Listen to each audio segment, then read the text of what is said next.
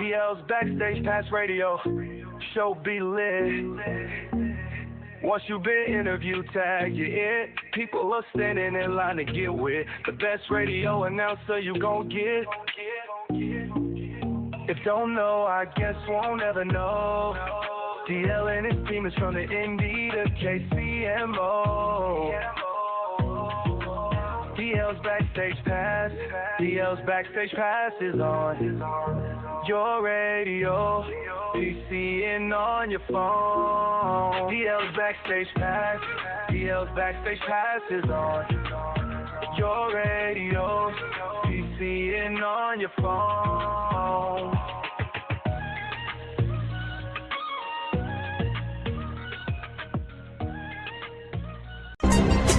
Ladies and gentlemen, the DL Marshall. Y'all, it's your man, Mr. Savoir-Faire, the DL Marshall, and I want you guys to make sure that wherever you go, you have a peaceful relaxation and rest. I want you to be able to go somewhere that you feel comfortable to use the restroom. I want you to feel comfortable kicking off your shoes and walking across the carpet in your room. I want it to be able to smell lemony fresh, like Fabuloso when you first walk in. I want you to feel safe to leave your car parked in the parking lot. And I want you to feel that way by calling my friends over at Hotel Wiz. That's right, Hotel Wiz, 1-800-619-8917. That's Hotel Wiz, 1-800-619-8917. Tell them you heard it on DL's Backstage Pass. Hotel Wiz, the most comfortable stay you'll stay anywhere. Welcome to this fantabulous special edition of DL's Backstage Pass Conversations. And we have a conversation and conversationalist for you on today. And we're going to step into a space that a lot of times you guys try to freeze up on. And you probably, said, DL, what took so long to get one back here? Well, this is going to be the first one bold enough to step backstage and speak with us in honesty and transparency. But I know you guys are looking around backstage and you said, wait a minute now. It's handsome, but it really ain't as pretty as it normally is. And I know normally you say DL's Backstage Conversations, we're live one-on-one. You'll see a chair and you see two individuals. Well, because we are now international and this person is from Beirut. No, I'm just messing with y'all. We are in different cities. And so since we're in different cities, we'll take a flight to Atlanta, Georgia, where we're going to make it real pretty backstage. Give it up for the Curve Effect. Y'all know her as Tammy D. Taylor. What's up, Tammy? Hey, DL. How are you? We doing real good. We doing real good. I thought you were just going to wave. I was about to say, we on radio as well. So you got to do more than just wave. You got to speak to the people. So how you doing, Tammy? I am amazing today. You're gonna keep messing with me now. Hey, you raise the anxiety of our deaf listeners. We got it to where they get the vibration, and we have transitions and transistors for our hearing impaired. And when you just wave like that, they're like, oh, what happened? What? No, let me stop. The comedian in me is getting ready to take off. So, Tammy, we have a guest on today. And now that I done touched down in the A, we both going to catch a flight and we going to move out to Milwaukee, Wisconsin. Am I saying that right? No, Minnesota. Mm-hmm. Minnesota? All right. Yes. So yes, I'm going to show Minnesota. y'all here in a minute. All right, Minnesota, where the purple one is from. Flight Time Studios, Great Mall of America, Legoland, where they got the roller coaster in the mall. See, I'm well traveled. You feel what I'm saying? LaTonya Reeves is our guest on today. She is a career probation officer, so I gotta behave myself. Mm-hmm. Yes, sometimes I get in good trouble though. Sometimes I get in trouble for standing like I did in Ferguson. Sometimes I get in trouble when I say no Kings 2026. But she's an adult probation supervisor, services division of the Department and Community Corrections of the Rehabilitation in Minneapolis, Minnesota. And she is a current candidate for the U.S. Congress in Minnesota's 5th Congressional District. She is the president of the American Federal of State, County, and Municipal Employees, which is the AFCME. Boy, she almost like the alphabet, like the L. No. See, she gonna mess around and put me on probation. She is the president of the American Federal, State, County, and Municipal Employees Council 5, Local 552, Probation and Parole Bargaining Unit. These earpieces don't want to stay in my ear. I'll take that one down. And was elected to serve on the Minnesota Council 5, as well as Executive Board Vice President. LaTonya is the president of the Minnesota Corrections Association and is the Justice Co-Chair of the Minneapolis NAACP, or as they like to say it now, NAACP. They know we don't be taking all that time.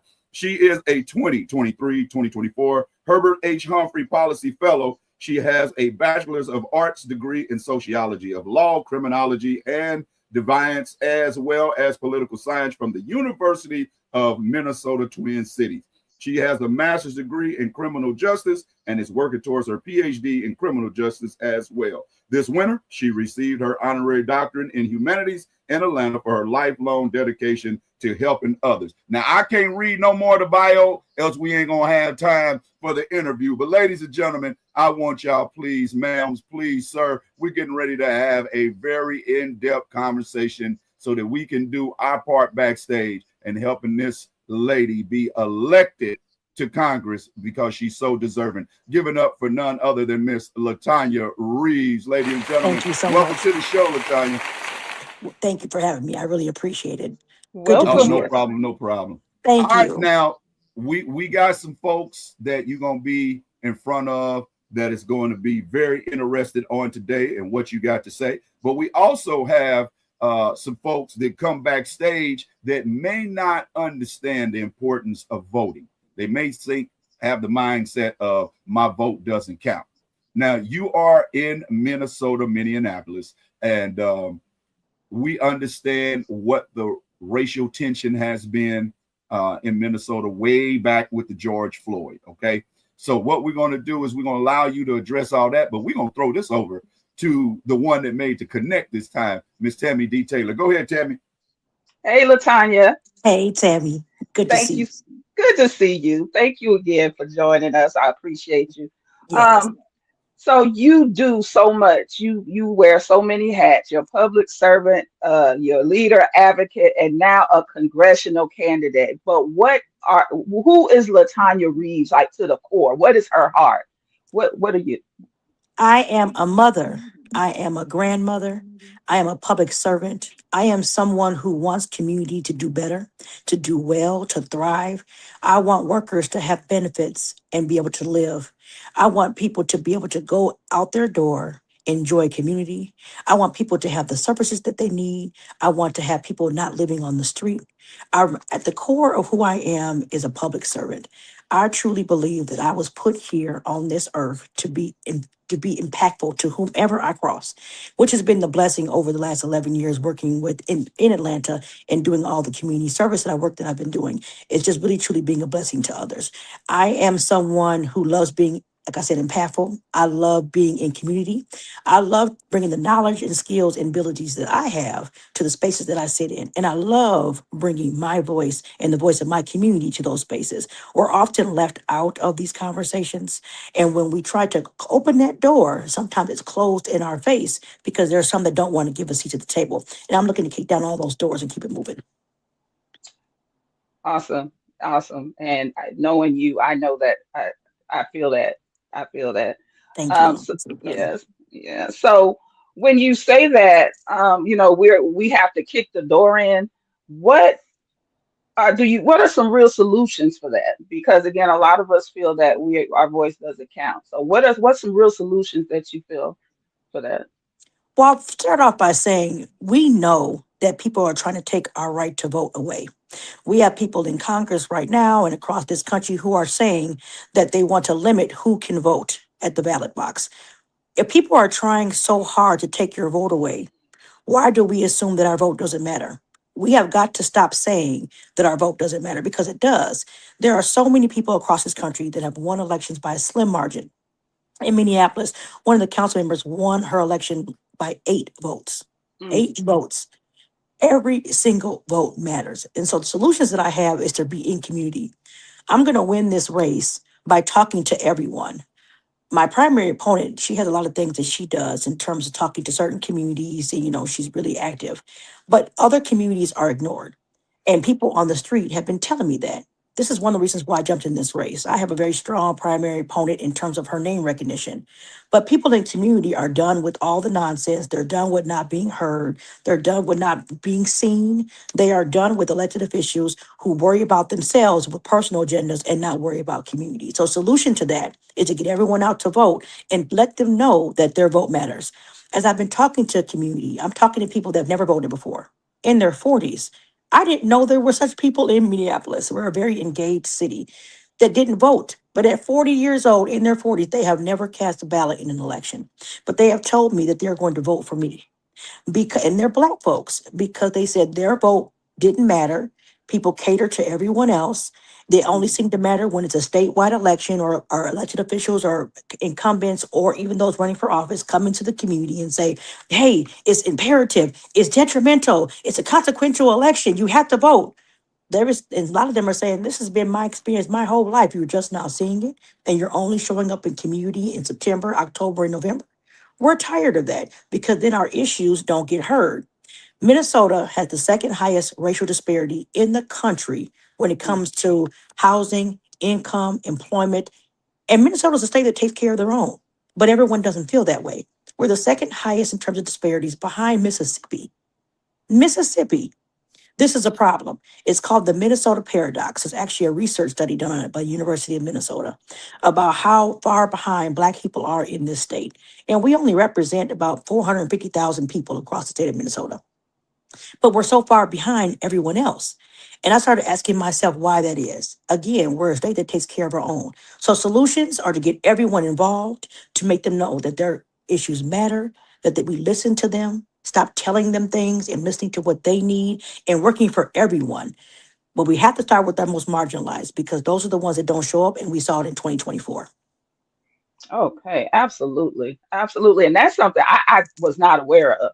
So thank you for bringing that to my attention. And I know DL got, I know DL got something, some questions for you. I can see it in his face. He's just like, ah, Well, y'all both know what my biggest question is, but we'll save that question. But when you say that the woman that you're running against, or your opponent that you're running against, has name recognition, right now, LaTonya, I want you to look into the screen, look into your camera, and tell the people, when they come and vote for you, what they can expect and what they will receive with you as their new congresswoman. You're going to see and expect from me that I will listen to everyone, even if I don't agree with you.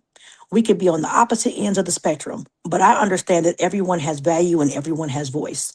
There's this divide in community with Republicans, independents, Democrats, whether you're conservative, whether you're liberal, and those terms have become bad words to some.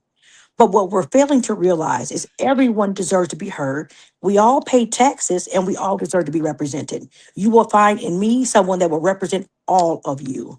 There are many cities in this district in Minnesota, and I will talk to and speak to and listen to each and every person and not put my personal agenda into the solutions that we need in CD5 in Minnesota. We have significant issues with homelessness, public safety issues, all these things that are concerning immigration. I'm sure you all seen what's going on the TV across the country. Minnesota's once again on the map for neighbors sticking up for each other, right? But oftentimes in those same conversations, we have so many other issues that get ignored. And that's what I'm hearing from community as to why they don't want to participate in our process. And I will be the person to talk about immigration, public safety, disparities, bring real issues to forward and to solve those issues by talking to the community and working with across the aisle. There's times that we can work across the aisle, and there's times that we can't. Right now, we're in a battle for immigration and for healthcare. People in Congress got their healthcare, but we walking around still trying to figure out when we gonna get ours. We got TSA agents that are still trying to get their check, but everyone else keeps flying back and forth, mm, taking long breaks, right? Yeah. The conversations have become selfish. The conversations have become me, me, me, me, me. I want what I want, and I don't care what anyone else wants. But that doesn't serve the American people. Trump and Right. his nonsense going on in the White House has it at war, right? And we have community members that feel so many different ways about what's going on overseas. What you'll get from me is someone who will focus first on local issues. We have local issues that we need to solve, and then we can look at other issues. But if we don't solve the local ones first, the ones that are suffering in the constituency are looking at elected officials like, you guys don't even care about us. We have a significant problem with Right. fraud here in Minnesota. I'm sure that you all have seen that on the news.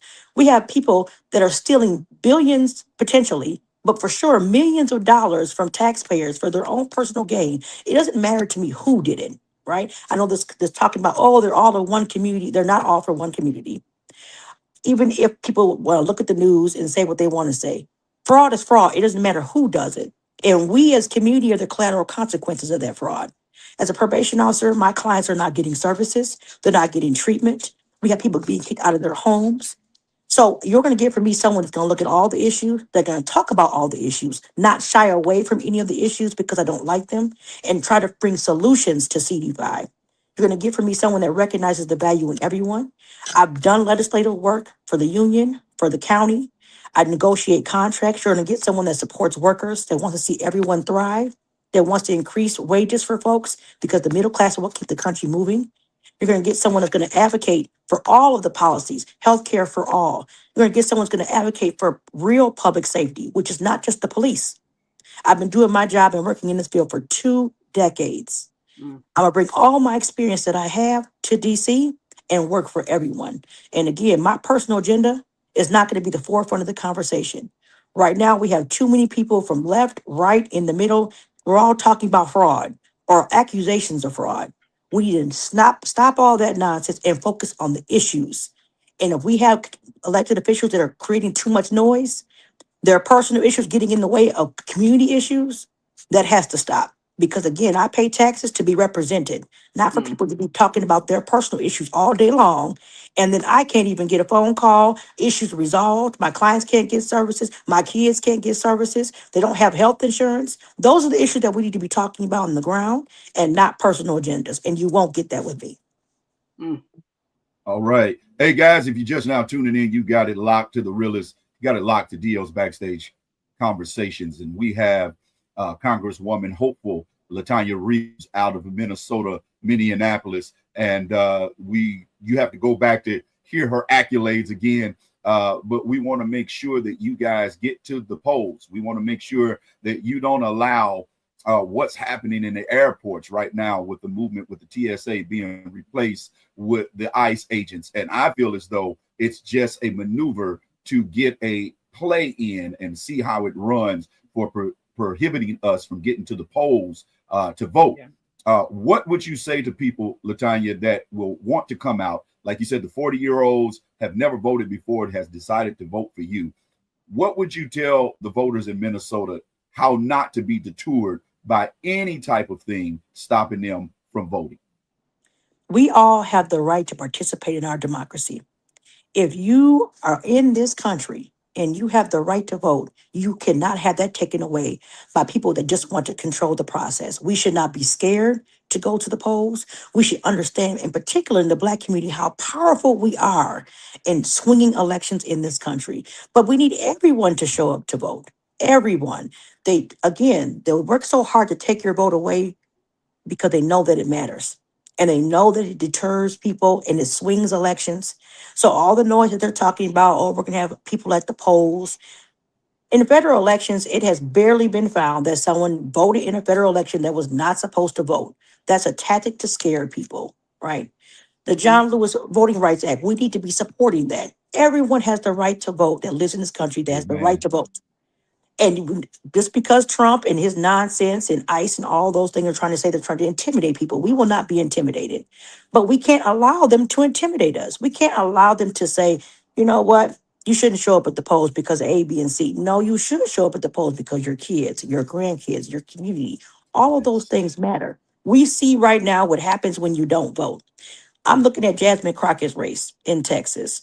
The number of people that did not show up to vote in Dallas County and many other counties in that state that look like us, right? They didn't show up to vote. They could have swung that election. for someone that truly is a champion. And this country has an issue with trusting Black women in leadership, unfortunately. We've seen that in the last couple of years, right? But we also have to understand that we make this country happen, all of us, and we all have to participate in this democracy. We cannot let people deter us from showing up. We have to do it for our families, our children, our community, because now what we see happening is the results of non-voting. The apathy that happened between 2020 and 2024, when millions of people did not show up to vote because they didn't care about the candidates. The same thing is happening here in Minnesota. In 2024, only about 100 and some odd thousand primary voters came out in my district. There are 700,000 people in the district. We have to get those folks out to say, we need all of you to vote, especially when we have these concerns around fraud. People are telling me on the ground, they don't care as much about Trump right now as they do about the fraud in Minnesota, because the fraud in Minnesota is what allowing them to lose their jobs. We have people being laid off from work for years. Potential layoffs that even at my job, conversations are swirling about potential layoffs. I haven't seen layoff in my job in the 20 years that I've been there. So we're having these conversations. If you look at the national level, even the hundreds of thousands of Black women have lost their jobs. In Minnesota, about 9 to 10,000 of those folks. We're not talking about that. We're not talking about Black men whose unemployment rate rose significantly in the last 18 months. We're not talking about that. We're talking about certain subsets of issues. Well, that's how you keep the family strong, when everyone has the ability to work and be able to provide for their family. We need to be talking about economic development and not just talking about welfare in our community. We have the capacity to build just like everyone else. We have the capacity to be entrepreneurs. We want the same for our families as everyone else wants. We got to get economic development back on the table as being a priority for our community and for many others, so that they're not dependent on this nonsense that's going on in DC. If they can get food stamps when Trump decides to turn it off, on and off, whenever he decides to, we want to get families thriving so they can take care of themselves. And we have the capacity to do that. Democratic platform wants everyone to be lifted up. And we need to honor that, and we need to protect it. And that means we have to vote. Absolutely. Tammy? Absolutely.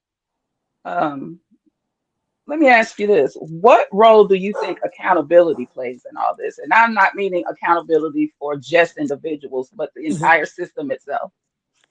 That's a good question, because accountability looks so different for so many people. As a probation officer, accountability could be many different things. It could be jail, it could be restitution, it could be many different things, restorative practices. But accountability for systems means that you be honest about what is going on.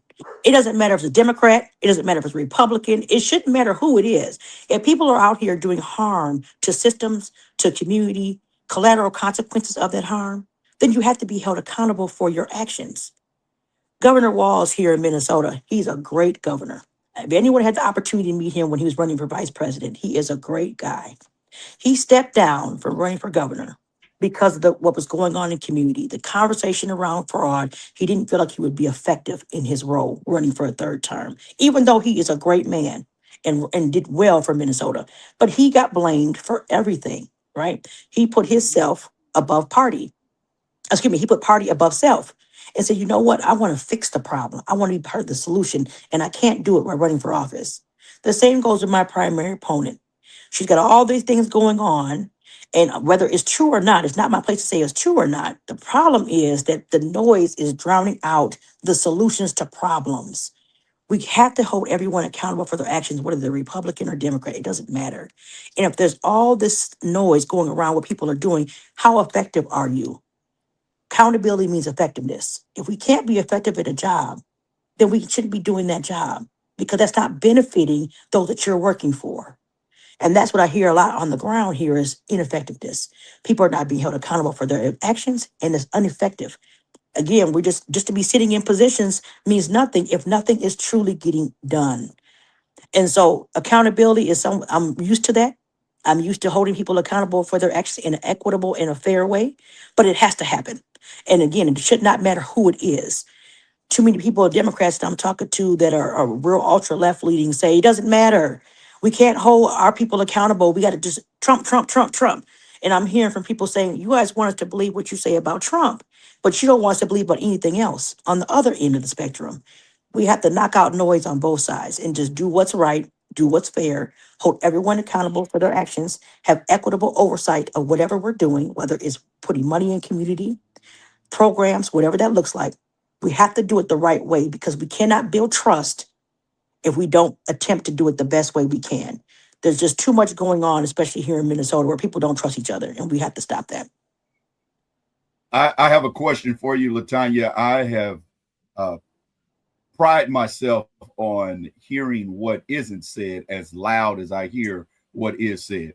And it sounds like the candidate that you may be running against is she seeking re-election for that seat.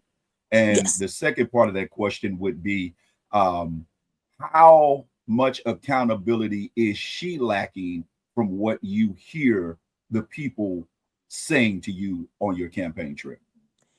There's many different versions that I'm hearing. Some folks are saying, "Oh, she does everything that they're saying that she did." Other people are saying she did nothing that they're saying that she did, is using it as a political football and a weapon. And there's people that are saying, "Well, is it true about wineries and all the other things going on, or is it not true?" We don't know, but we just know things are getting done. And that's more along the lines that I'm in, is we don't know what's true or what's not true, right? But every time you turn on the TV, there's something, some noise on the internet been going on for years. Personal experience on the ground is there's been some challenging relationships with different communities, and it cannot no longer be. We cannot continue to have representatives that don't represent all of us. I'm talking to some constituents who say, we know she doesn't represent all of us. We know she doesn't represent all of us. And we also know there's people in the community that are pissed off about it because certain control, we're a caucus state in Minnesota. So a certain number of people control the narrative in terms of who gets endorsed, right? And so there's too many people that are saying, well, I don't believe in the caucus process, and I don't believe in the convention process because only 2% of the people show up to that. And then we're told to accept in community what's harming us. These conversations, things not getting passed, things not moving, because everyone wants to be on TV and do all this talk about their own personal issues. And then everyone else sitting there looking like, okay, so when's the business going to get done? You get almost $200,000 a year. You get per diems, you get flights, you get health insurance, you get all these things. When is the business going to get done? Because we can't afford food. We can't afford health insurance. Our premiums and medication is going too high. So when is some real conversations going to happen? So with me, I'm more of a collaborator and a bridge builder. I can look at problems and figure out the best way to fix them, but that's with everyone at the table. I don't do things instantly. I've been doing negotiations for years with my union. We got the best contract negotiated in the state. And many people will tell you that when it comes to probation and parole in our last bargaining cycle, because we took all of us sitting at the table and working with people who didn't want to give us something. I'm really good at that. I'm a skilled negotiator. So I can look at a problem and I can say, okay, how's the best way to solve this problem? Everyone may not be happy, but it is the place to get to in the medium, right? Mhm. Because everybody can't make everyone happy. We would love to try, but we also know that it's not just us. I know it's not just me. There's many different community members that think so differently than me on many different issues. What I know is we all deserve to be happy, to thrive. We deserve programs. We deserve finances. We deserve good jobs. We deserve health insurance. We deserve benefits. But we also deserve that everyone gets heard in those conversations so that we can fix problems. And we deserve solutions, not just getting on MSNBC, hollering, calling people stupid and idiots. I mean, does that really solve anything when you call part of your constituents stupid and idiots? I don't understand how that solves anything, because now we're just getting angrier and angrier. No one trusts anyone. No one believes what they see online anymore. No one believes what they read in the newspaper. No one believes anything. How do we move forward as a society if we can't even slow down to have a conversation about what the issues are important to us and how do we fix them without calling people names, without the vitriol? We're just so far apart from each other, and we need to figure out a way to come back together. And I'll be the first one to admit, after Trump won, I was upset. When I tell you I was upset, I cried for 2 weeks. I was so upset thinking there was community that did not appreciate me as a person of color. But then I got to talking to someone, and I'll share with you briefly. It was a Somali woman I met in Minneapolis, and I was at an event at this. It was a Somali event, and so I came as a guest, and I just wanted to hear. And she told me she voted for Trump, and I asked her why, and she said autism. They were talking about autism. And I said to her, oh, I thought she was going to say the economy because that was a common answer back then. Oh, jobs and the economy.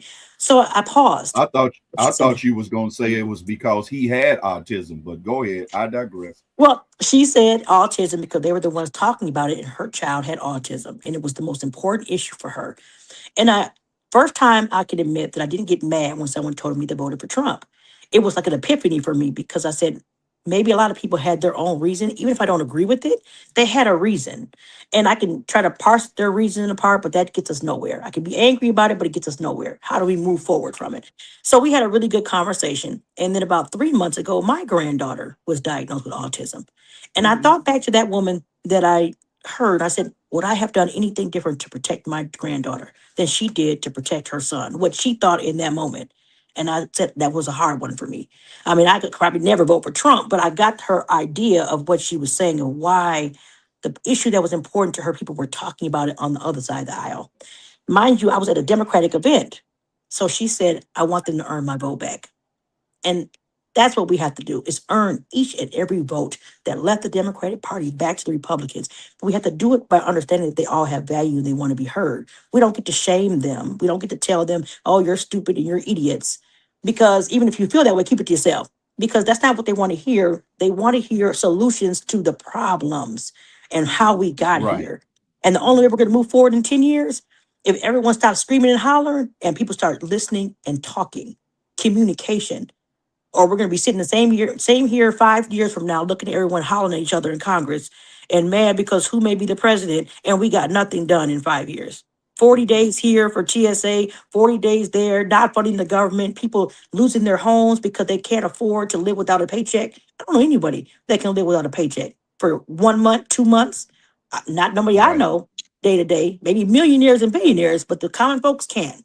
And they need their elected officials to work together to solve problems. And that's what I bring to the table.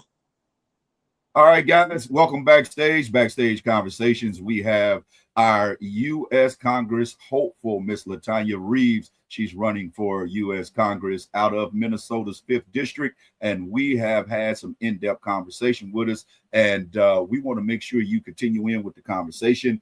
If you guys are watching us in Minnesota, Minneapolis, please, ma'am, please, sir, if you aren't registered, go register to vote.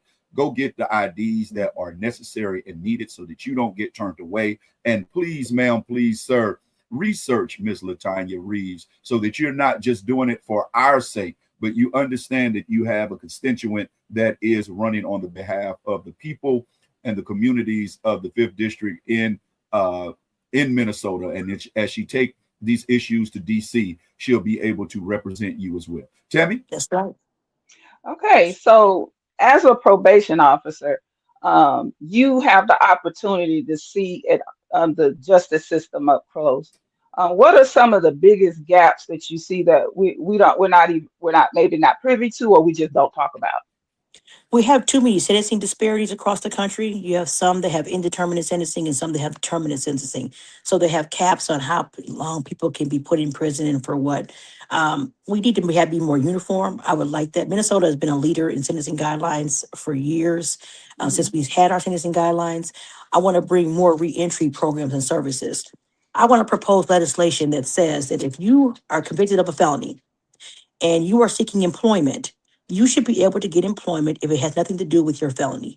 Because if you think about it, we have people that can get a felony damage to property. If they did damage to property over $1,000 in Minnesota, broke a window, a high value window, they now have a felony conviction and are told they can't get employment. Should that prevent them from getting employment for the rest of their life? How do we propose that they take care of themselves and their family if they're shut out from so many jobs simply because they have a felony? So I'm proposing legislation that says if it doesn't have anything to do with your current felony conviction, that you should not be told that you shouldn't get employment. I want to put a nationwide cap on probation. We have people that are putting people on probation for 20, 30 years. I don't know anyone that can never make a mistake in 20 or 30 years. If that's the case, you should put someone in prison if you want to give them that long on probation. They would do a shorter time in prison and parole than put someone on probation for 30 years. It doesn't make any sense. Minnesota led the way by doing a 5-year probation cap, which made so much sense to me. And I advocated that at the state capitol. As a probation officer, you want to make sure that you give people the resources to do better, to be able to truly be rehabilitated. But you can't do it by hampering someone for enormous amounts of time and expecting them to be perfect and then bringing them back to court for every little thing in 20 years. I had met a man who was on probation for 16 years. He had a 20-year probation sentence. In 16 years, he unfortunately got a misdemeanor DWI. Well, his original offense was a felony, and the judge wanted to send him to prison because he violated that felony 16 years later by getting a misdemeanor first time DWI because he failed to remain law abiding. This was in Minnesota until we changed the law for probation cats. You're setting people up to fail, and there's so many things I want to work on with our criminal justice system. I've been doing this job for 20 years, but I know that's a work in progress. It involves bringing justice impacted people to the table. They have the most knowledge about what happens to them in their community, their experience. I'm a high risk probation officer, so I deal with those that you see potentially on first 48, those high risk crimes. They potentially may come into community, or they had those crimes in the past and now I'm in community for something else. Those are people that I'm working with, and they have just as much value as anyone else. I always tell my clients, you are not the sum of the worst day in your life. You are in a community, so let's make the most of it. Take advantage of the services that are provided to you, right? We've become so punitive as a country, and we forgot the rehabilitation part. We forgot that. And so if we're going to really talk about rehabilitation, we need to talk about equitable reentry. It should be commonplace that everyone that's in prison comes out with an ID, with a birth certificate, with a social security card. How do you expect them to start a job if they can't get basic documents? If they were born in a different state that they're incarcerated, what are we doing to help them get their ID and get their appropriate documents? There's things that we can do to make things a little bit easier so that victims can start getting paid, right? Right now, we have a bill we're trying to push in Minnesota called the End Slavery legislation. It's to end the slavery terminology in our Constitution and to fight for minimum wage at the federal level for people incarcerated. People are making millions of dollars off of their labor. They make furniture, they do all these different things, and they get paid a quarter per hour, just Yep. ridiculous amounts of money. Why can't we pay them minimum wage so they can pay their restitution? They can pay their child support. Those are all good things. Victims get made whole by getting restitution. There's things that we could be doing that we're not doing. And I know some people are scared to talk about how we do equitable rehabilitation because they think all criminals should be locked up. I'm a person that if you committed a crime that deserves to be locked up, you should be locked up. But if you should not be, then you should not be. Is there a way to address it where that person can be in community and get the services and the rehabilitation without taking them away from their kids?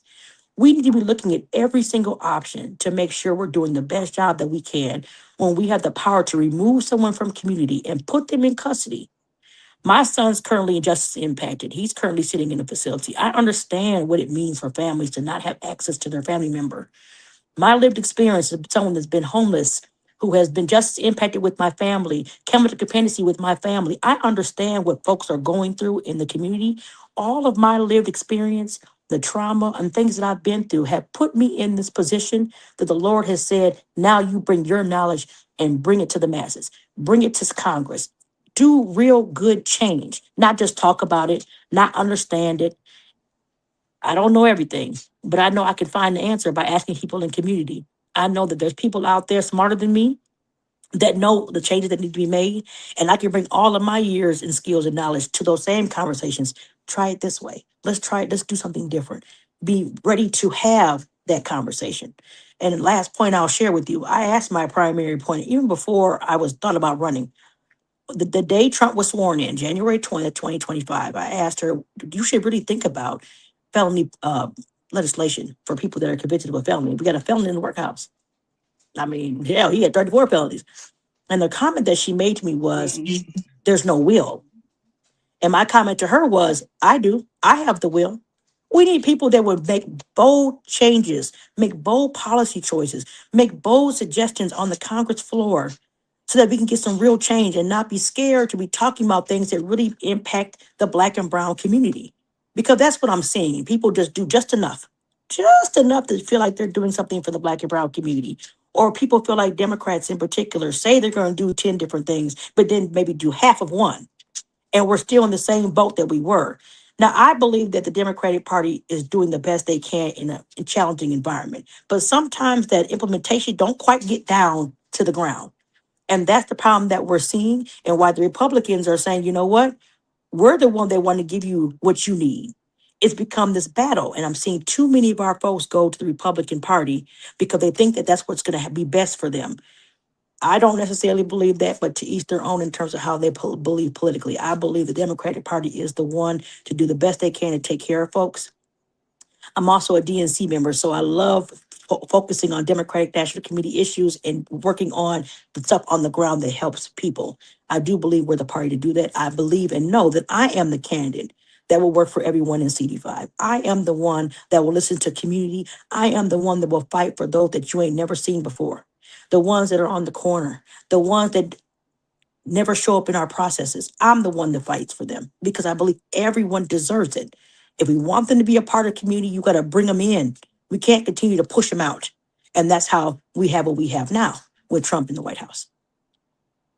Definitely, definitely. And I can say this, that a double-minded man is unstable in all his ways. And I think that's what's playing out in our U.S. Congress. I believe that's what's playing out in D.C., where you can have, as you have stated, I'm going to call you Congresswoman Reeves. But I will say, as you said, we have a felon in the White House. We have a whole lot of pedophiles. I'm sorry, I can't say that. PDF files in Congress. And it's a sad thing when you would rather allow what's beneficial for your political career to keep your eyes closed and names redacted of PDFs that's in the files that we understand and know has done some heinous things. Before we let you get out of here, I want to ask you, how much of George Floyd and the lack thereof of his justice has propelled you, fuel you, and motivate you in your run right now?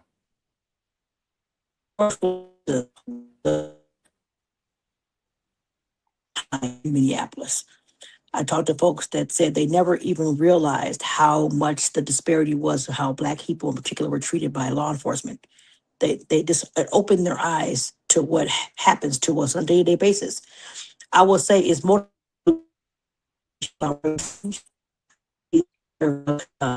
please so I want the voice to obtain the opposite. We are sorry for that technical difficulty. We have just a little bit. Or was that me, Tammy, or was that on your end as well? I saw it too. Yeah. Yeah. So what we're going to do is we're going to make sure that she can effectively answer that question. Saquon, can you make sure that LaTonya Reeves, Congresswoman hopeful for the 5th District in Minnesota, Minneapolis, we want to really hear what she was saying. So once you let me know and pull her back up on the screen and the monitor, once you see if you can figure out her level of can you do that for me? Appreciate you, buddy. All right. So Tammy, you nailed this one with bringing this in. I love her heart for the community. I love her heart for people. I love her compassion. I love her non-biased thinking of name calling, as we call them, the smear campaigns are no longer doing it for us. You use that now as a deflection technique as politicians, to where we can say, yeah, I may have lied 6 times, but you lied 13. And we got to come out of that type of political. You ready, Seth? Okay. All right. We're going to welcome back stage once again LaTonya Reeves, who is running for Congresswoman of the 5th District there in Minnesota, Minneapolis. As you got ready, the question that was posed to you is how much of the George Floyd situation fueled you to run, and you began to tell us the community didn't realize how bad of a relationship law enforcement had with the communities, if you want to pick up there. There were some people, yes, they did not realize how bad the relationship was, but everyone got to see it in real time, and it was a shocker to people. So when they were protesting, they was like, I just cannot believe that this is the reality for so many in your community. People from my community were saying, we've seen this happen over and over and over and over again. You're just now realizing it. But it caused people to really stand up for one another, and that was kind of our first real big test after other things that happened in Minneapolis. And then here we are again with immigration. So as far as what George Floyd did influencing me to run, I just know I want to fight for everyone. I want to make sure that another George Floyd doesn't happen again, right? But I also want to make sure that community gets the public safety they need. And those are two different things, right, that are in competition with each other.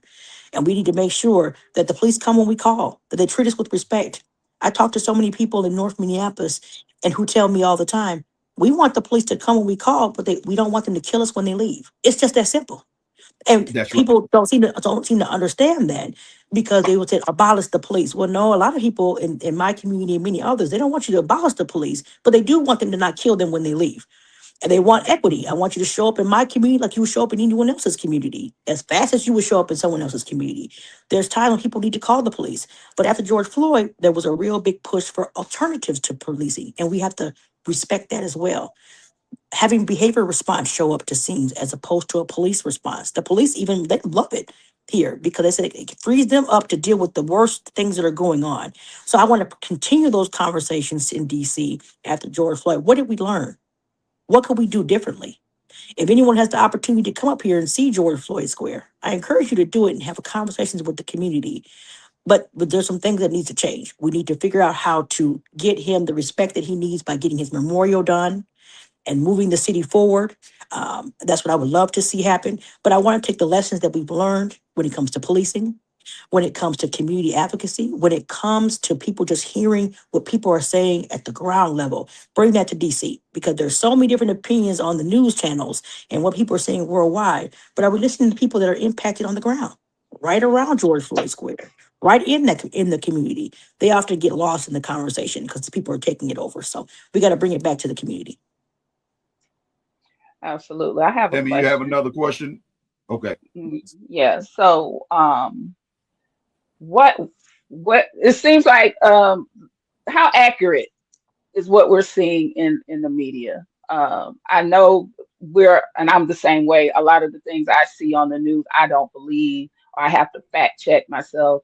Um, how accurate is it, on yours end? How accurate would you say the media reports or the things that I know Facebook, no, but the If you're talking general about media? if you're talking about what happened like in the last couple of months, for sure. Yes. I will say, I even tell people it may even be worse than what they may have thought, especially in January.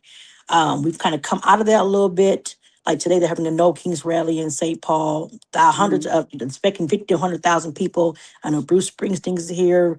Senator Bernie Sanders is here. Various other people are here to really rally folks up.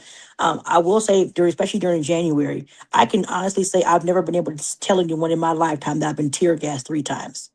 It was so challenging to be here in Minneapolis, and the amount of chemical irritants that were in the air. I live about 8 blocks from where Alex Preddy was murdered. And I could actually, because I live in Mm. an apartment building, I can see down the street. And the tear gas that was rising in the air looked like a plume from war. We shouldn't be at war in our own country against our own government. They shouldn't be at war with us. We're at war with our constituents here in our communities because they didn't like that we were policing them by showing up and taking pictures and those things. But they were doing harm. We had ICE agents that were irresponsible. They were children. I was at the scene of the shooting in North Minneapolis when they shot the person in the leg through the door. And I went to the scene, and there was tear gas and there was screaming and hollering and there was people everywhere. And I walked up to an ICE agent, and he was shaking the canister. And I said, don't do that. Don't do that. They're mad and they're just upset, but don't do that. And the little boy, and I say little boy because he could not have been no more than 18. My goodness, the little boy looked so young in relation to me. I'm 47. Gray hair is just hereditary. But looked like he was 18, and he looked at me and he nodded his head and he backed up. He didn't let it go. He backed up. And I was thinking, these are somebody's babies out here. They got recruited to come in and be ICE agents. They don't know what the heck they're doing. They don't have the training. This little boy didn't think he had no training at all. And they walked past me and they did a whole little line to prevent people from going past their line into the scene. And I'm standing there for maybe about 45 minutes. I'm standing there. I'm just looking at this is where we are as a city. These people, and you saw it on CNN. There was lots of news cameras there, lots of TikTokers. I saw a Mm-hmm. lot of TikTok influencers standing there. They flew in, came from wherever to be on the ground, and they were recording it live for folks. And it was truly a challenging time. I was scared for my 3 children. I'm scared that for my grandchildren, I didn't want them to go outside by themselves. I didn't know they were going to be pulled over, snatched out of their car. Too many people that you knew were harmed in some way, profiled. A cousin of mine was punched. My son, I said, put your hands up. Don't interact with them. Don't do anything because these people are trigger happy. They're doing whatever they can. That talk we used to have with our kids, I had that Mm-hmm. talk again with my sons because I was scared to death that someone would say, "Oh, they're being too aggressive. Oh, they're in our face and they just shooting off bullets." So it was just as bad as you think you saw on TV. This is the one time I'll say when people are doing commentary and I've been a part of it, like on the ground, that it was just as accurate as what we were actually seeing. Wow. If you go on my Facebook page, LaTonya Reeves for Congress, I have a video up of where they had agents standing with long guns in a truck and they were throwing tear gas everywhere. And they were riding with the doors open with the long guns. I felt like we was in another country, a third world country, and what we're witnessing in front of our face. It Mm-hmm. slowed down significantly when they started taking some of the agents out of Minnesota. So I'm grateful for that. There isn't as much angst by some, but there is a lot by others because they're still scared to go outside. But what I will say, community did come together. We were getting food, medication. They were bringing vaccines to people's houses to vaccinate their kids. People were scared to even go to the grocery store. People were literally hungry. So they had all these people putting food and diapers and feminine hygiene products and whatever you can imagine in cars and dropping it off to people's houses. Minnesota showed what community is. And that was also real online. But unfortunately, some of those conversations too left a lot of people out in the cold because they can't feed themselves. They consider themselves not immigrants, right? And so they feel like, well, what about us? And so it became a what about conversation too that we're trying to alleviate as well, right? Because everyone deserves to be able to go to work. These folks didn't feel like they could go to work because they were too scared they were going to get picked up and snatched and didn't know where they were going. Their kids wouldn't have known where they were. The kids still at school, the parents gone. What kind of situation is that? So all these things were happening on the ground. And then we have ICE agents continually going into schools and taking people out of schools. And so some of the school boards are saying, you know what, we need to ban them from being able to come in. So you started seeing the signs go up that were on the news. Private areas can't come in unless you're an employee. Those even went up at my job because no, even though I'm a probation officer, you can't come past these doors. You could call yourself law enforcement, but you can't come past these doors. If you want to do your deal, you do it off these premises. But you will not intimidate and scare the people that are coming in to see us because they're trying to follow their court ordered mandate. It was a hard time. And it was so sad to see so many of our community members so upset and not being able to live and just in death, in fear of being harmed, of being shot and killed. If you think about it, right here they had it on the news, you have George Floyd on 30th in Chicago. You got Renee Good on 34th in Portland, and then you have Alex Preddy on 26th in Nicollet. Now, you don't know what those are, but literally it's 5 minutes to one and 8 minutes to the other. It's in a Mm-hmm. very short small space that you have these three high profile shootings by law enforcement. We don't want to be known just for the state that shoots people by law enforcement. We want people to stop Right. acting a fool in community. And so when you're looking at the news and you're seeing what people are saying, those were real visceral reactions to what is going on. But now we have to figure out how do we make sure that we don't have a rogue government going against community anymore. Do your job, but don't do it this way. ICE has been here 20 years. They have never acted in this way. Look who we elected in office. Look how elections matter. People that didn't act like this before, and now they're acting like this now. You could say whatever adjective that you want about ICE agents, but this is not how they behaved previously, in my experience, as being someone working in public safety for years. Direct result of who we elected in office. If The that ain't no body, indicator of who you should vote for and not pay attention to elections, I don't know what to tell you. the body will take on the direction of the head. And LaTonya, please let them know when you need them to get to the polls and cast their vote for you as the U.S. Congresswoman of Minnesota's 5th District. So we have a primary on August 11th, 2026. And so I need everyone in CD5, which is Minneapolis and surrounding cities, to come out and vote in this primary. If you want to see change and you want to see people that will actually fight for everyone, we can continue to say we want people to be on TV cussing and fussing and saying words to folks. But we have to also understand that we can't afford for Minnesota to go red. We can't afford to get a Republican governor who would take back all the wins that Minnesota got. And we have to get people in office that can bring people together. And that is me in CD5. Again, we don't all have to agree, but just know that I do value everyone. I do believe that everyone has human rights, civil rights, they have dignities. And so you can check out my website, LaTonyaforCongress.org. I got all my platform on there. You can reach out. We can have a conversation. If you're in CD5, even if you're not in CD5, if you want to have a conversation about how I plan on moving CD5 forward in Minnesota to the national, give me a call. Because it's going to take all of us, not just a few of us, to make this happen. If we want to fight fascism and authoritarianism in the White House and in the government and hold everyone responsible, as you say, PDF, as you say, hold all these people doing whatever the heck they want to do, we have to change our leadership because people have come too complacent with protecting their position and not protecting community. And we cannot have that in 5 or 10 years because when people truly disengage, we will have an authoritarian government. And so you can vote for me at the primary on August 11th.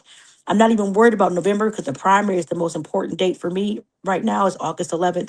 We got to get everyone out to vote. I plan on getting as many people as possible. So again, check out my website, LaTonyaForCongress.org. Thank you, LaTonya. We appreciate you so much for coming backstage and sharing your passion, sharing your platform to why we want people in Minnesota's 5th District to go out August 11th and cast their vote for LaTonya Reeves. And you used the word that I am very, very, very much passionate about: complacency. Minnesota don't get complacent. You've had what you had since 2019. And, you know, don't get it twisted. We're not pitting woman of color versus woman of color, but we're putting you on blast to say you've had 7 years to do what you said you were going to do. And people are still saying they won't change. So we're saying this: Reeves over Omar if you won't change. Now, if you just cool with complacency, then shame on you. But get out to those polls August 11th, Minnesota's 5th District, and elect LaTonya Reeves to Congress, to the U.S. Congress, 5th District, Minnesota. Thank you so much. Thank you so much. Please don't hang up yet. Sanquan's going to have you sitting backstage, and we're going to chat with you as soon as we end. All right? All right. Thank you. I appreciate it. Thank you, LaTonya. Appreciate you.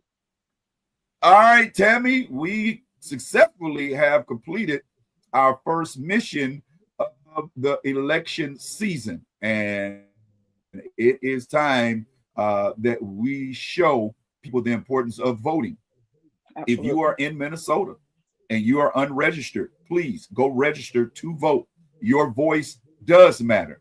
That's the reason why they're trying to bring back Jim Crow techniques, Jim Crow scare tactics. That's the reason why they're wearing new masks. These are the new hoods, because they want to be able to go back after doing the disparaging things to the communities that they're going into. Once they pillage the village, they want to be able to go back and live amongst the village, hence the mask. And I find it funny that all of a sudden we get a conscience and say the agents that we're putting from ICE in place of TSA take off the mask. And now once he's allowed them to take off the mask, we're seeing more and more Black people in uniform than ever. Mm-hmm. We'll protect the other ones and let them stay masked, because they're the ones that are pulling out the weapons and unaliving people. But when you want to see a face of ICE, as the dump truck has done, Tammy, you know this so many times. See, the Blacks love me. They love me. I'm good to the Blacks. See, the Blacks are my ICE agent. All Blacks like ice in their drinks. That's what he's doing. He's manipulating the Black community to see Black agents and say, hey, all Black agents aren't bad. The same way they do with the officers. Wrong is wrong, right is right, and righteousness still exalts a nation. All right, so Tammy, great job on today. We're going to get ready to end this DL's Backstage Conversations. Till the next time, we want you guys to remember that the gospel of Jesus Christ is contagious. Catch it. All that you do, do it godly. Go out and vote. See you.